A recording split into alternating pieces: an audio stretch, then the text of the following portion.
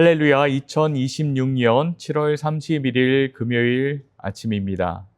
오늘도 우리를 부르시고 또 7월의 마지막 날에 함께 예배 자리로 함께 하시는 하나님을 찬양하며 또 사도신경 하심으로 예배 자리로 함께 나아가시면 좋겠습니다.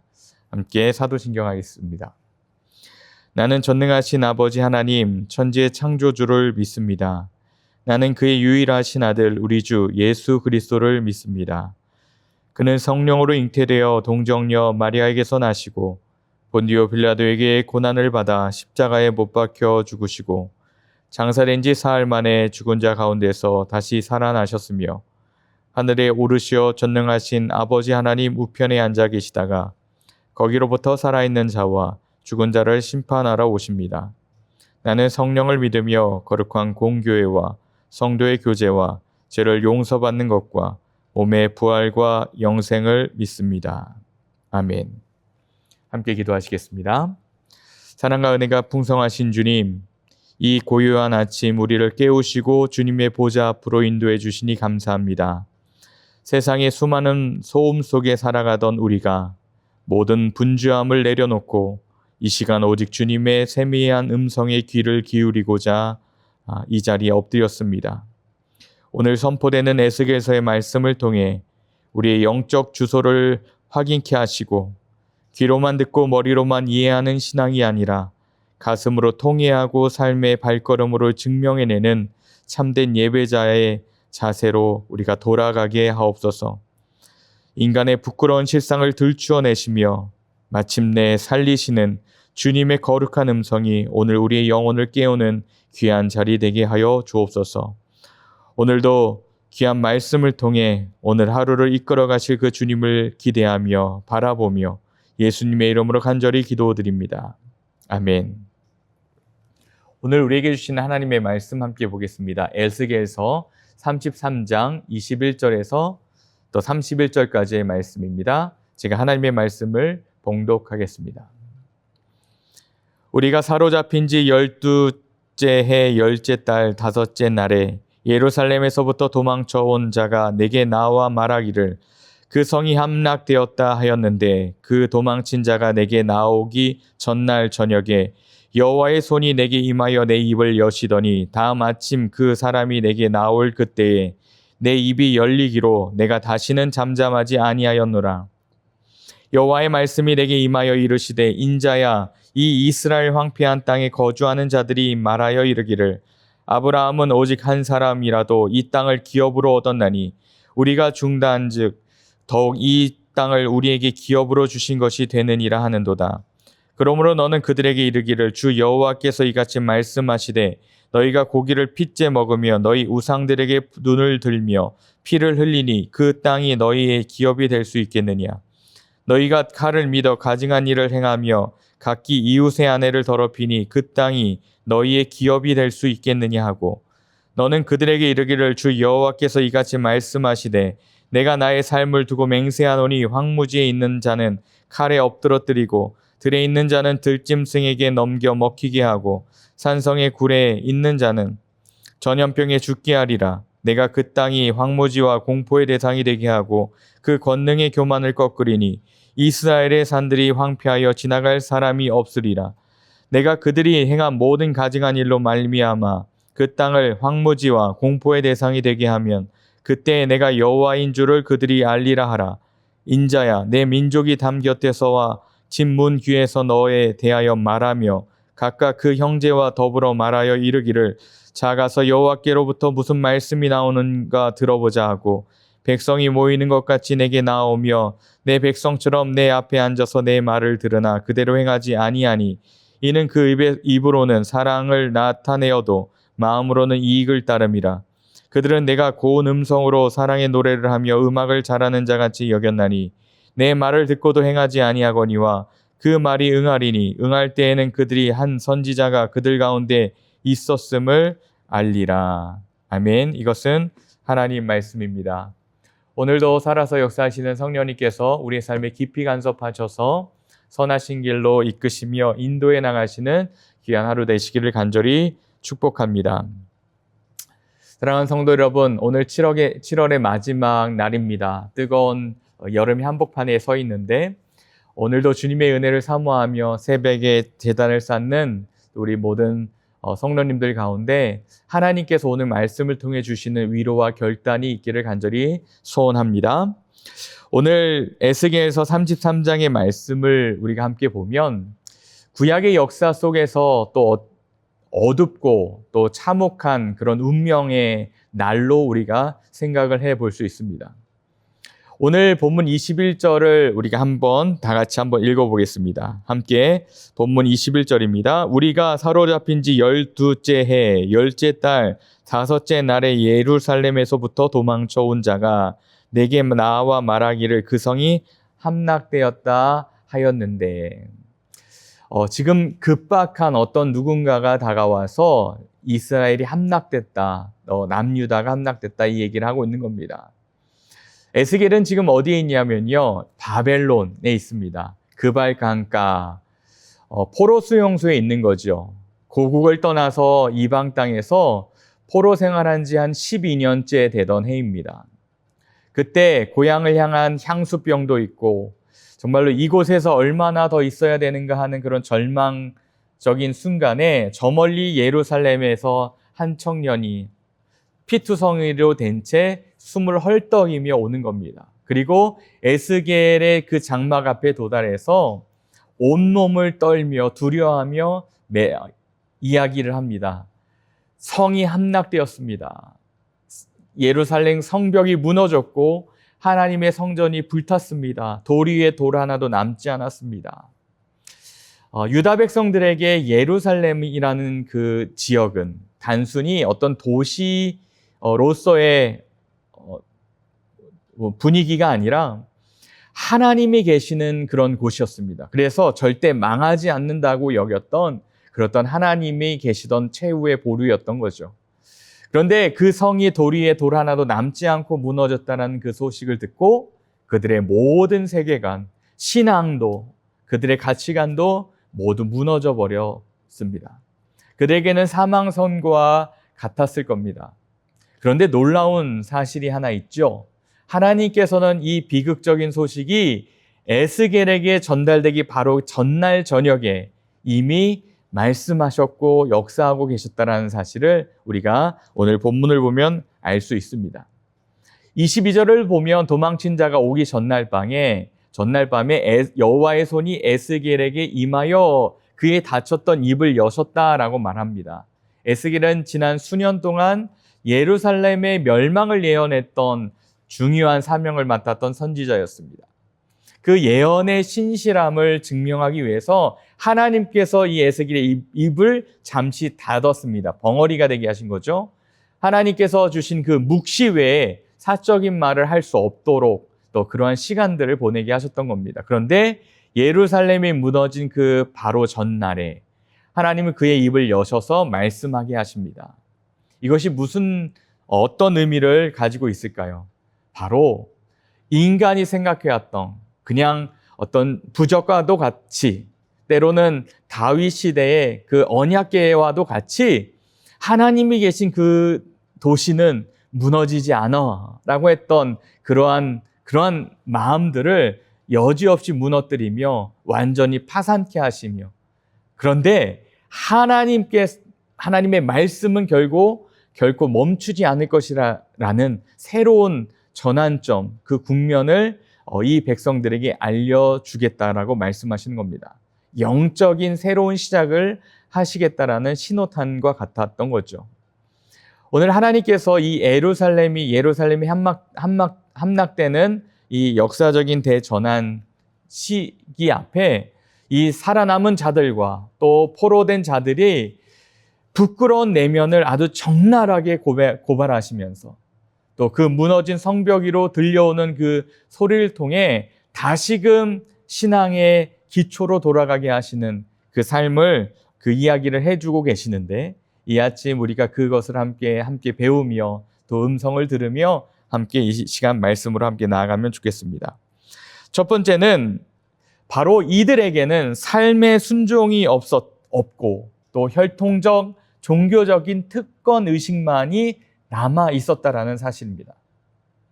예루살렘이 이 바벨론의 그 군화발에 짓밟혀버린 그 시기, 온통 잿더미가 되어서 불탔던 그 시기, 그 유다 땅에 아무것도 남아있지 않았던 그때 목숨을 건진 소수의 생존자들이 있었습니다.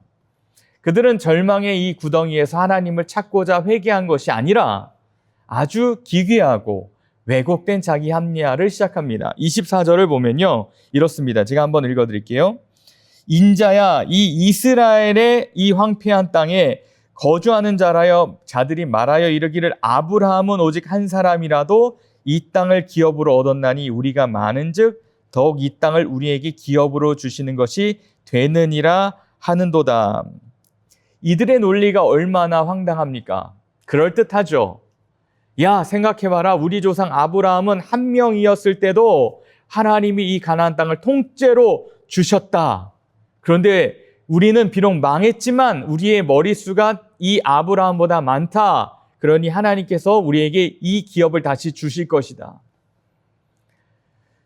우리가 아브라함 자손이잖아. 이것이 바로 남은 자들에게 나온 유다 백성들, 남은 자들에게 나왔던 발언이었다라는 겁니다.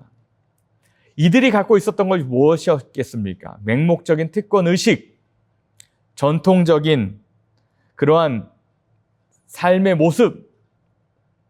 그들은 하나님의 약속을 자신들의 입맛대로 왜곡합니다. 아브라함이 하나님 앞에 어떤 믿음으로 순종했는지는 보지 않죠. 독자 이삭을 바치며 온전한 예배자로 선 것은 안중에도 없고요. 오직 우리는 아브라함의 혈통이니 하나님께서 택하신 백성이니 망해도 대접받아야 한다는 종교적인 중독증에 빠져 있었던 것입니다. 이에 대해 하나님의 서슬픈 반박이 25절과 26절에 이어집니다. 한번 보겠습니다. 25절, 26절입니다. 그러므로 너는 그들에게 이르기를 주 여호와께서 이같이 말씀하시되 너희가 고기를 핏째 먹으며 너희 우상들에게 눈을 들며 피를 흘리니 그 땅이 너희의 기업이 될까 보냐. 너희가 칼을 믿어 가증한 일을 행하며 각기 이웃의 아내를 더럽히니 그 땅이 너희의 기업이 될까 보냐 라고 말씀하십니다. 하나님께서 그들의 삶의 현장을 고발하십니다. 율법이 엄격히 그만대로 고기를 핏째 먹게 될 것이다. 사방의 우상을 만들어 절하며 약자들의 피를 흘리는 그러한 모습을 보며 하나님의 공의 대신 자신들의 힘과 무기를 믿었던 것을 적나라하게 표현하시죠. 그러면서 이웃의 가정을 파괴하는 도덕적 타락을 일삼는 그 모습들도 하나님께서는 꼬집어내십니다. 삶은 이방인보다 더 썩어 문드러졌으면서도 입으로는 뭐라고 얘기합니까? 우리는 아브라함 자손이다. 우리는 선택받았다라고 소리치고 있는 그들의 참혹한 현실을 하나님은 말씀하고 계시는 거죠. 사랑하는 성도 여러분, 이 모습이 오늘 우리의 모습은 아닐지 한번 생각해 보기를 원합니다. 내가 모태신앙인데 내가 이 교회를 다닌 지가 수십 년 됐는데 내 직분이 무엇이고 내 기도의 연수가 얼마인데 하나님이 나를 버려두시겠어? 내 사업을 축복해 주시겠지. 과거의 신앙과 경력과 직분과 종교적인 혈통과 그 스펙 뒤에 숨어서 정작 나의 신앙생활은 무참히 부서져 가고 있는데 내 삶에는 우상숭배와 도덕적 타락, 이웃을 향한 속임수와 강포가 가득한데 오늘 하나님의 그 질문을 맞닥뜨리며 나는 괜찮겠지 하는 그러한 우리의 언행이 있지는 않은지 하나님께서 우리에게 이렇게 물으십니다. 이것이 너의 기업이 참 기업이 될 수 있겠느냐? 사랑하는 성도 여러분, 오늘 주님과 동행하는 삶의 순종 앞에서 우리의 특권의식, 그 껍데기를 과감히 벗겨내고 주님 앞에 홀로선 단독자로 설 수 있는 은혜가 저와 여러분 가운데 있기를 간절히 소원합니다. 두 번째는 말씀을 구경꾼으로 삼는 것, 소비자로서만 삼는 것이 아니라 그럴 때 우리의 영혼은 황폐해진다라고 분명히 말씀하고 계십니다. 이제 하나님의 시선은 예루살렘의 생존자들로부터 바벨론 포로제에 와 있는 에스겔 주변의 백성들에게 옮겨갑니다. 이들은 예루살렘의 함락 소식을 듣고 큰 충격을 받습니다. 그리고 에스겔 선지자를 찾아와서 말합니다. 30절 상반절을 보면 백성들이 담 곁에서 귀퉁이에서 에스겔에 대해서 수군거리며 말합니다. 야, 가서 여호와께서 무슨 말씀이 나오는지 우리가 들어보자. 그들이 무리를 져서 에스겔 앞으로 나오죠. 31절을 보면 이렇게 얘기합니다. 31절입니다. 백성이 모이는 것 같이 내게 나오며 내 백성처럼 내 앞에 앉아서 내 말을 들으나 그대로 행하지 아니하니 이는 그 입으로는 사랑을 나타내어도 마음으로는 이익을 따름이라. 외형적으로 보기에는 놀라운 부흥의 현장처럼 보이지만 수많은 인파가 그 설교를 듣기 위해 구름대처럼 몰려왔지만 경청하는 자세를 보면 그렇지 않았다라는 것을 우리가 발견합니다. 그대로 행하지 아니하였도다. 그들의 이익대로, 그죠? 이익을 따름이라라고 말씀하고 있습니다. 그들은요, 설교를 들으러 온 것이 아니었습니다. 일종의 종교적인 문화생활과도 같은 그 이유 때문에 왔습니다.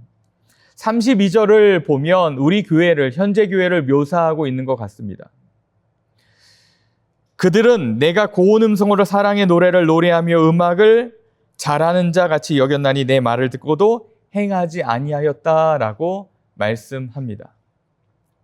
포로지에 있는 이 유다 백성들에게 에스겔 선지자는 하나님의 두려운 심판을 대언하는 예언자가 아니라 목소리 좋고 악기 잘 다루는 어떤 인기 가수나 유명한 오케스트라 지휘자처럼 불과했던 것처럼 보입니다.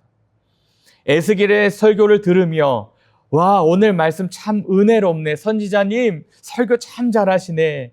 야, 가슴을 울리는 감동이 있어. 감탄하며 박수치지만 장막문을 나서는 순간 그들의 마음은 다시 자신들의 세속적인 이익, 다시 말하면 탐욕을 쫓아 흩어졌다라고 얘기합니다.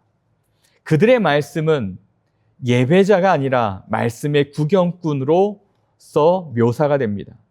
말씀의 순종자가 아니라 지적, 감정적 그것을 누리는 소비자와 같은 모습을 보여줍니다. 설교를 쇼처럼 감상하고 점수를 매기고 자신의 삶은 1mm조차도 바뀌지 않는 종교적 그런 모습들을 보여줍니다. 이것을 보면서 이 시대 말씀의 홍수와도 같은 이 시대 속에서 스마트폰만 켜면 국내외 유명 목사님들의 설교가 24시간 흘러나오는 지금의 현실 속을 보며 우리의 귀는 고급화되고 영적 지식은 넘쳐나지만 그러면서 오늘 누구의 목사님 설교는 참 좋고 예화가 참 좋고 논리정연하고 그렇게 감동은 받지만 오늘 우리 주님께서 우리에게 바라보시며 너의 가슴을 치며 우리의 삶으로 그 말씀이 살아내고 있는지를 물어보실 때에 그 생명의 양식이 우리의 마음에서만 멈춰져 있는 것을 우리가 콕 집어내시며 우리에게 질문하고 계시는 것은 아닐까 생각을 해봅니다. 하나님께서는요, 진심으로 몸부림치는 예배자가 되기를 우리에게 원하신다라는 거죠. 여러분, 예배의 자리에 앉아있는 그 형식이 우리를 구원하지 못합니다. 그 말씀대로 그 예배자로 살아가는 모습을 통해서 그 삶의 모습 가운데 우리가 영적인 훈련과 영적인 깨달음과 영적인 회개 가운데 우리를 구원하게 되실 줄 믿습니다. 마지막 세 번째는요, 그 말씀이 우리의 삶에 실제로 응할 때 비로소 회개의 기회가 온다라는 겁니다. 그것을 놓치게 되면 심판만 남게 되는 것을 오늘 경고의 말씀으로 말씀해 줍니다. 33절의 말씀입니다. 제가 읽어드립니다. 그 말이 응하리니 응할 때에는 그들이 한 선지자가 자기 가운데 있었음을 알리라. 유다 백성들이 에스겔의 예언을 귀로 듣고 한 귀로 흘릴 때 그저 재미있는 음악처럼 소비하고 있을 때 시간은 멈추지 않고 흘러간다라고 말씀합니다. 그리고 마침내 예루살렘 성벽이 처참하게 무너지고 하나님의 심판이 설마가 아니라 실제가 되어서 그들의 삶을 덮쳤다는 것을 깨닫게 되죠. 그제야 그들이 깨닫습니다. 우리가 음악처럼 들었던 그 에스겔의 외침이 하나님의 진짜 말씀이었구나. 그때 어떻다고 얘기합니까? 눈물로 경고했던 것이 이미 늦었다라는 거. 그때 예루살렘 성전은 불타고 자녀들은 칼에 죽고 나라는 지구상에서 사라진 뒤였다라는 거죠. 말씀이 역사의 현실로 성취되는 순간 더 이상 회개할 기회가 남아있지 않고 그들에게 남은 것은 오직 무엇입니까? 심판만이 남아있다라고 말씀합니다. 통곡의 심판만이, 시간만이 남아있다라고 경고하십니다. 노아의 시대 때 사람들은 홍수가 나기 전날까지 먹고 마시며 장가들고 시집갔다라고 얘기합니다. 그리고 노아의 방주 딛는 소리를 들으며 미친 사람이 지금도 저렇게 또 망치질을 하며 우습게 여겼다라고 말씀하고 있죠. 그러나 홍수가 나서 저희가 다 멸망하기까지 깨닫지 못했습니다. 소돔과 고모라의 사건도 그렇습니다. 롯이 전한 하나님의 심판 경고를 무엇으로? 농담으로 여겼다라고 얘기합니다. 그 다음 하늘에서 유황 불비가 쏟아질 때 그들은요, 심판의 그때만 맞이하게 됩니다.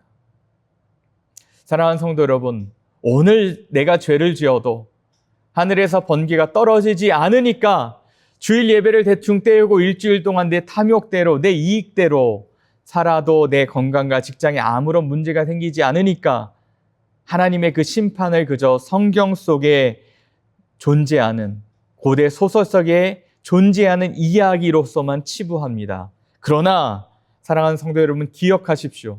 하나님의 말씀이 마침내 임하시사 이 세상의 모든 화려한 성벽이 무너지고 우리가 주님의 보좌 심판 앞에 서게 되던 날, 그 선포되는 그 말씀이 진짜였구나라고 통회하며 회개하는 날이 분명히 온다라는 사실입니다. 그날이 오기 전에 우리에게 그 에스겔 말씀을 통해서 우리에게 경고의 메시지를 주시는 겁니다. 오늘이라도, 오늘 이 시간에 하나님의 그 말씀 앞으로 서서 성령이 찔림이 있을 때 가던 길을 돌이켜 주님께로 통회하며 나아가는 지혜롭고 복된 성도들이 되라고 우리에게 분명히 말씀해 주고 있는 겁니다. 그때가 됐을 땐 이미 늦었다라고 말씀하는 거죠. 말씀을 마무리하겠습니다. 사랑하는 성도 여러분, 오늘 이 33장의 메시지는 예루살렘이 함락되는 거대한 역사적 비극 앞에서 우리 얄팍한 신앙의 민낯을 고발하는 거울이 아닐까 생각해 봅니다. 예루살렘 성벽은 무너졌지만 백성들의 마음속에 완고하게 쌓여 있었던 이 종교적 교만과 탐욕의 성벽은 무너지지 않았기에 그들은 황무지와 공포의 대상이 되게 하셨습니다. 오늘 7월의 마지막 날을 보내면서 다시 한번 결단의 자리로 나아갑시다. 말씀을 우리가 사모하며 나아갑시다.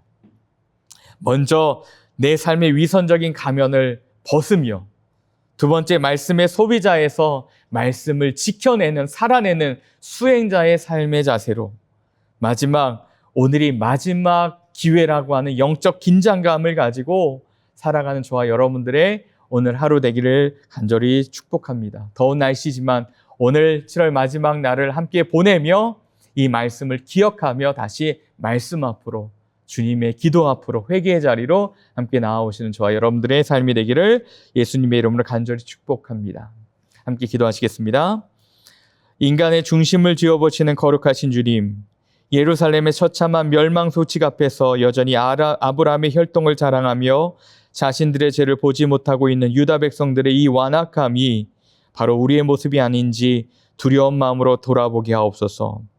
주님의 엄중한 심판의 말씀을 그저 듣기 좋은 음악처럼 소비하고 예배의 자리에 앉아있지만 문을 나서는 순간 내 이익과 탐욕을 쫓아 살았던 우리의 영적 위선과 영적 간음을 용서하여 주시옵소서.